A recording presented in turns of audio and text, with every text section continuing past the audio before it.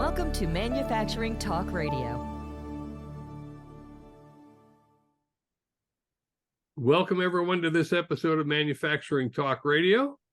We're streaming this episode live. I'm Tim Grady with Lou Weiss, who's the founder of Manufacturing Talk Radio. And joining us every month today is Anthony Nieves, who is the committee chair for the Institute for Supply Management's Services Report on Business. Anthony, thanks for joining. Thanks for having me on the show, as always. Your report, and we also do the manufacturing report on business, which is, of course, the manufacturing side. Your report always looks good of late. We love it. Well, it's still above the 50 baseline here at 51.8 on the composite, but definitely came down a little bit, 1.8 percentage points. This is attributed to a decline in the rate of growth for business activity. I think we have a bit of a frozen situation. Yeah, what now? Go ahead, we're good. You're good? So 54.1 on business activity, that's down 4.7 percentage points. Employment also came down a bit, 3.2 percentage points to 50.2, still above the baseline. New orders, the bright spot, 55.5, up 3.7 percentage points from the 51.8. So we can get in a little more detail on these indexes, but overall, the report for this sector, we're still above that 50 baseline, so we're okay. We're not doing great, but it's still in good territory here. Well, we think you're doing great. It looks very positive. So why don't we take a look at each of the, in your report, it's 4 components. In manufacturing, it's 5. Let's talk about each of those 4 components and how they impact the overall number, Anthony. Sure thing. And when we look at each of these indexes, they're weighted equally. And I've mentioned this on the show in the past. And the reason why we've taken these 4 indexes, because we did some modeling and looked at the algorithms. And these 4, when you map them out against GDP growth over a historic period of time, this is mapped it closest than any other configuration. So when you look at employment, which this is a very labor intensive sector, employment at 50.2, it's a mixed bag, continues to be a mixed bag. I've reported in the past that it's mixed. And what our respondents are telling us on the employment side, and keep in mind the jobs report came out today, decrease in the number of jobs added, 130,000 compared to, I think it was 336,000 last month. So the decline is there. And part of it is it's a variable expense, a largest variable expense for the services sector.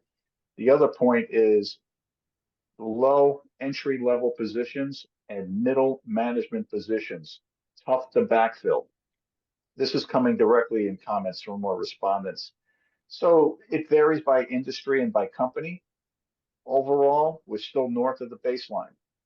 New orders, 55.5, that tells us what's in the pipeline. Shorter cycle time on services than what we see on the manufacturing side, but definitely gives us an indication that as we're going into the holiday season, we should see a little bit of an uptick. Business activity, that tells us what's happening pretty much within the month.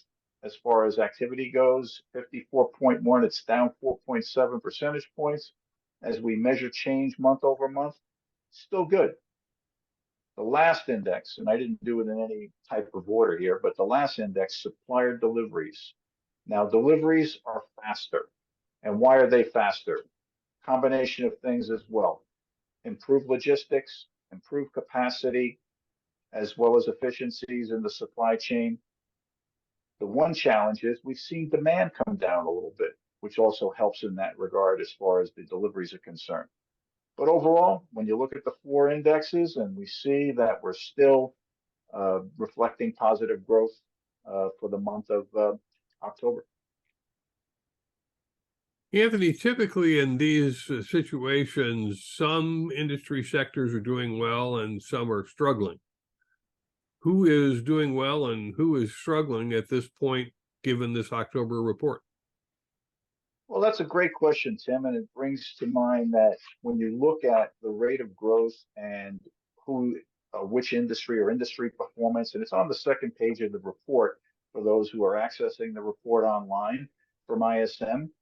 Now, keep in mind, here are the top contributors to GDP growth, right? Or I should say, who are the top contributors of percentage of GDP? We know that number one is real estate, rental, and leasing. They did not reflect growth month over month. Why is that? We still have high interest rates. Residential construction starts aren't there. Number two is government. Well, they're not going anywhere as much as we'd like them to, but they're not going anywhere. So they're number two. Then you look at number three, professional, scientific, and technical services. Okay, right directly from one of our respondents, no Middle Eastern business. I wonder why, right? What we got going on over there, geopolitical issues all across the globe, right? The war between Israel and Hamas, it's just really affected the demand and consumer confidence, and we've seen business dry up in that region of the world. What's number four, which is actually doing quite well this month, is healthcare and social assistance, as things have started to open up and we're seeing more elective surgeries and whatnot. So that's kind of it in a nutshell when you look at those contributors to GDP and how they're reflected in the report here. Questions that were posed to me in the teleconference this morning, as well as from other media outlets. How did the strikes affect the services sector? UAW, auto workers strike, that impacted manufacturing more. Respondents told us that, yes, they're concerned about production and inventory later on, but not so much right now.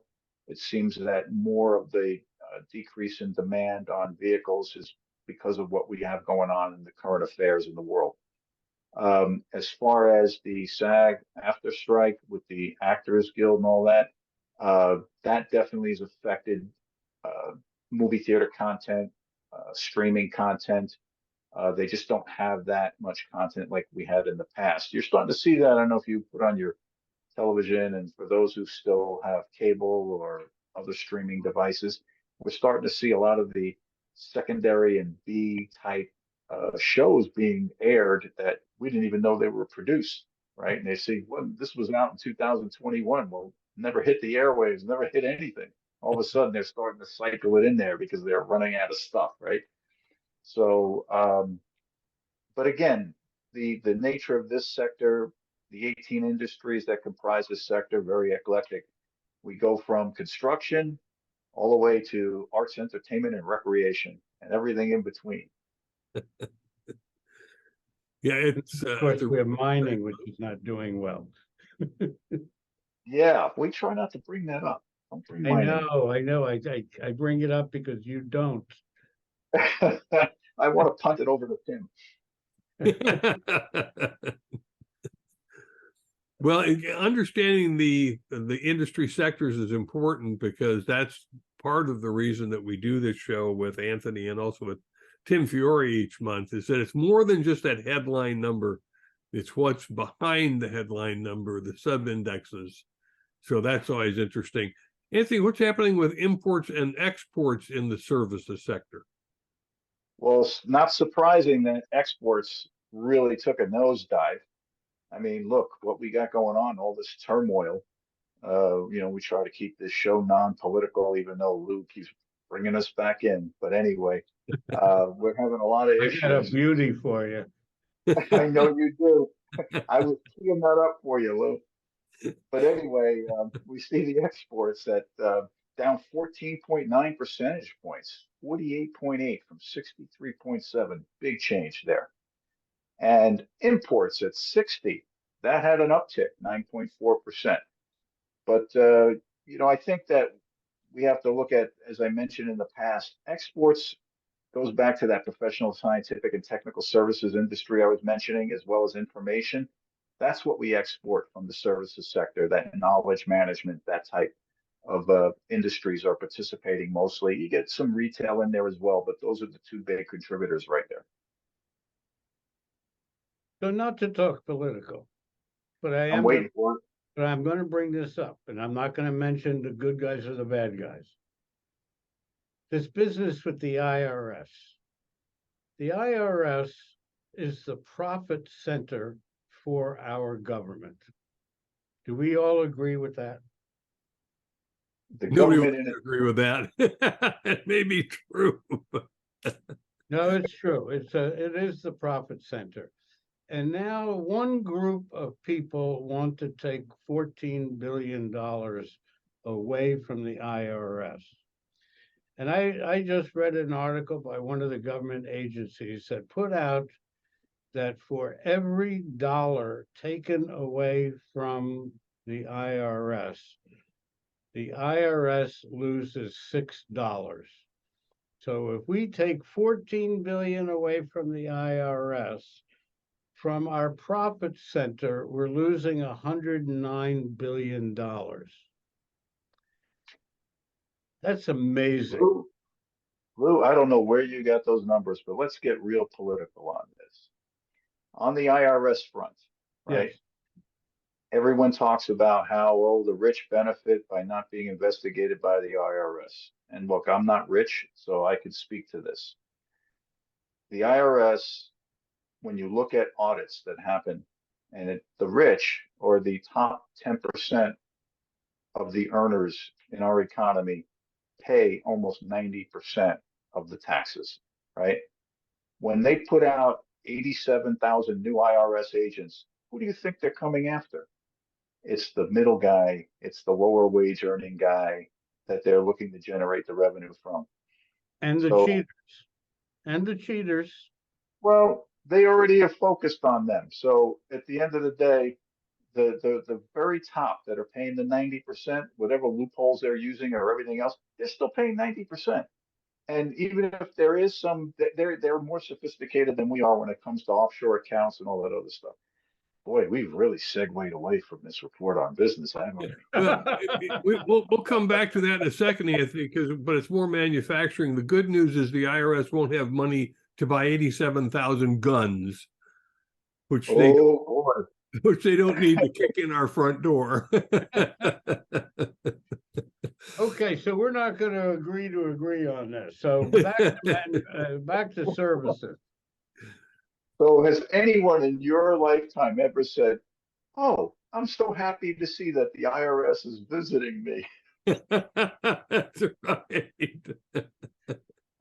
No, I don't think so. Well, on the services side, Anthony, there are a lot of tax preparers out there, I'm sure, who are in the services sector, who, of course, would be unemployed without the IRS if the government simply said anybody that makes less than $50,000 a year, you don't have to file a tax return. Forget about it. We already took your money out of your paycheck. So I can't imagine the billions of hours we would save.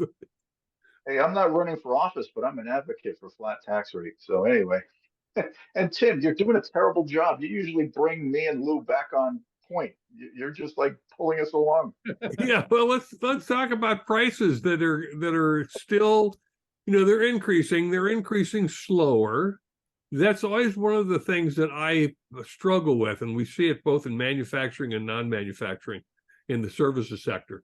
And that is prices continue to go up as demand falls, which is counter-cyclical to the supply-demand theory in marketing. Yeah, I think I need a really high-powered telescope to look how far back it was to where prices decreased, right? So they continue to increase. I think the last time we saw a decrease was back in the probably way back in a recessionary period. But anyway, prices are moderated, 58.6. They went down ever so slightly in the rate of growth. What the respondents are telling us about prices is that, there's improved availability, but there's still certain commodity items that are short supply that have increased in price. We're still seeing issues with, turning to the commodity list on the report and others that have continued, other items like electronics, electrical components, HVAC, all these type of things have continued to be an issue. We don't see chips on there anymore, but that was also one that was just really driving up the whole price spectrum for the services sector. Do you think it was a good move that the Federal Reserve did not raise interest rates this week? Yes, selfishly. Okay, and it's all about me, Lou. Okay, anyway. Understood. No, I mean, really, I think because of the softening job numbers is why they left the rates alone. And the fact is that the prices index has not gone up as much. So they don't have to really, even though there's still discussion around inflation, it's not like they have to go out there and hammer it and stave it off with like they've had in the past. And let's face it, real estate rental and leasing, the biggest contributor to the GDP on the services side and in the country overall. And we know that the interest rates has affected housing starts, it's affected any kind of buy in the real estate arena, but rents just keep staying strong. So it's like this big shift. But anyway, I think lower interest rates just help stimulate different things, and again, being a little selfish there. Well, Tim Fiore seems to feel as though that manufacturing is in the recession. He also said we were at the bottom of the tranche too, right? He did say that. So Well, we're at the hopefully, bottom of the tranche in a recession. I hope it comes out. I really do. I mean, it was looking promising last month, when I saw that they were over 50 on number of indexes, and now they just dipped down this month. Your business activity came down a little bit. The employment was over 50. That's down a little bit for the manufacturing side. I just really like to see them, and you know better than me, Lou. Like on the manufacturing, we know there's that slowing down in the summer. As we get toward the holidays, there's also a little bit of a pullback, and that's what I'm Right. hoping we're seeing now, Right. and that we bounce back out of it as we get past the holidays. Well, Tim Fiore made a comment about he feels as though there's a good possibility that we're going to see a manufacturing index of 50 before the end of the year. So that means we only have 2 months. I'd like to see that. I keep hearing this guy's name. I'd like to meet this Tim Fury someday and figure out who he is. You By the two, way, just to remind our viewers and listeners, in mid-December, we're going to have Tim Fiore and Anthony Nieves on the show talking about their semi-annual forecast and update from the Institute for Supply Management. Anthony, you mentioned just briefly, and I want to bring it back to the fore, a section of the report which is very interesting and very informative: commodities. And you list commodities up in price, down in price, and short supply. It's an area of the report we don't touch on much. Well, definitely, and it's I'll tell you, it's important to look at that, and believe it or not, it's one of the more tedious parts of putting this report together, because you literally are going through, and the ISM staff really scrubs this, because I take the first stab at it, and then they have a group of folks that's led by Christina Cahill, and they go through this, and we get into discussions every month as to which should be listed in what category based on the respondents checking off which they feel are the commodities, or they have reflected in their companies, their respective companies, which commodities are in short supply, up in price, down in price. And you'll typically see the correlation of what's typically up in price. It wouldn't be a surprise to see it in short supplies, basic supply and demand. And supply and demand impacts this. There is less reliance on commodities as far as production wise on the services side, but certainly on utilization, right? Once it's transformed through the supply chain, and it impacts our wholesalers. I mean, wholesalers, when you look at that wholesale trade, they're the intermediaries that supply or provide time and place value, especially to companies with disparate locations. So how they go and how they're moving products will tell you specifically how this whole sector is going. One of the areas I find curious, and I'm hoping you can give us some insight on it, is I see that transformers are in short supply. Yes. Any idea why? Well, it all has to do with the production. Electric transformers. We've had electronic components, electrical components in the past. So these are all like the components that go into manufacturing this. And this is I don't know. I haven't looked at the commodities on the manufacturing side to see how that's been affected, but we have it all throughout with cobalt and lithium and all the issues with batteries and everything else. That's basically it impacts the entire supply chain, and which ultimately we know that manufacturing companies are supplier providers to service companies more, and it's more so that way than it is at the service companies providing to the manufacturing companies, even though that's also a symbiotic thing going on there. Yeah, clearly the chemicals is a big area to watch, because that drives a lot of things down the supply chain. So, and I think that's in the manufacturing side. Is that right, Anthony? Yes. Okay. So for our viewers and listeners, these two reports, which are available at ismworld.org, are absolutely critical for you to dig into, regardless of what industry sector you're in, and really regardless of where you are in the hierarchy of your organization, whether you're the CEO or you're, a dock worker. You can gain insight into what is happening through these two reports. So we encourage you to go to ismworld.org. Anthony, is there anything else that has popped up in this report that was a surprise or a concern? No, I think overall, the surprise was seeing the slight pullback on the composite index. I was hoping to see it stronger. I say surprise, and I'm going to contradict myself with everything we have going on. We touched on it geopolitically. I mean, we have Ukraine. Now we have Israel, Hamas. We have China saber rattling right now. All this going on, North Korea.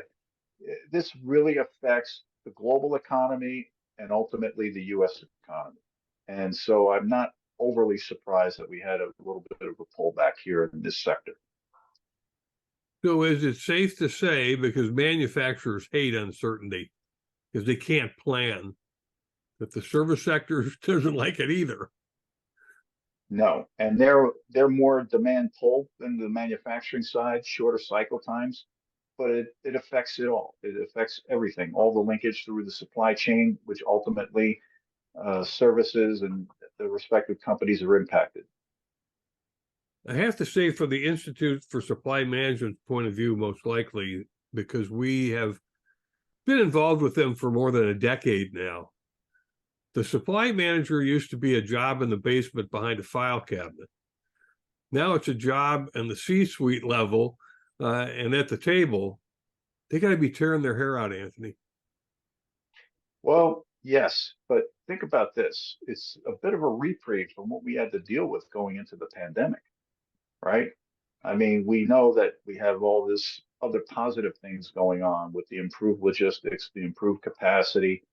The other things you can't control, but as much as the supply management professionals out there, they really go in full bore to figure it out and have workarounds as it relates to supply chain issues and ultimately getting the deliverables to their respective enterprises. Well, we're fascinated. I'm just saying, I say that as a dock worker. Well, we're in the services sector. We're just providing information to try to be helpful to the industry. So we really appreciate your involvement on the show and being able to go into this report in more depth with our listeners and viewers. So once again, Anthony, thanks for joining us. Thank you for having me on the show. As always, gentlemen, you have a great rest of your day, and I look forward to the next time.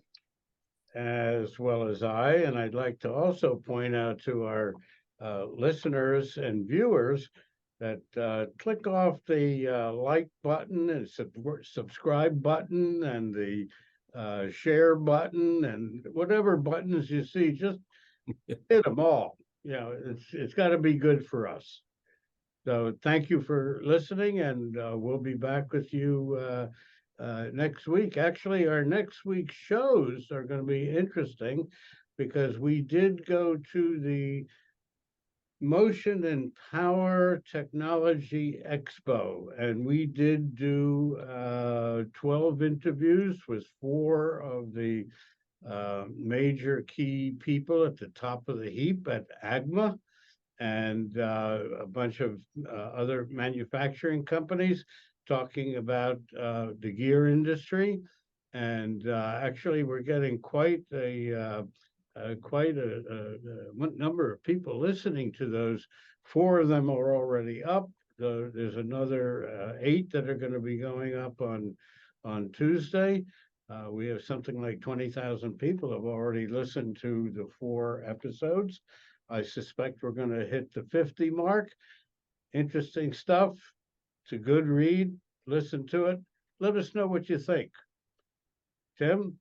Yes, we'd love to hear from anyone who's listening or watching. So, as always, thank you for being with us on this episode of Manufacturing Talk Radio. Thank you. Bye-bye. That's our show for today. Thanks for listening. If you enjoyed this episode and would like to support the show, please like and subscribe, share on social media, or leave a review. You can find us on YouTube, Spotify, Apple Podcasts, Google Play, Rumble, or your favorite podcast app. Visit us online at mfgtalkradio.com for our other episodes. We have also included links to our advertisers below. Thanks again, and we'll see you next week.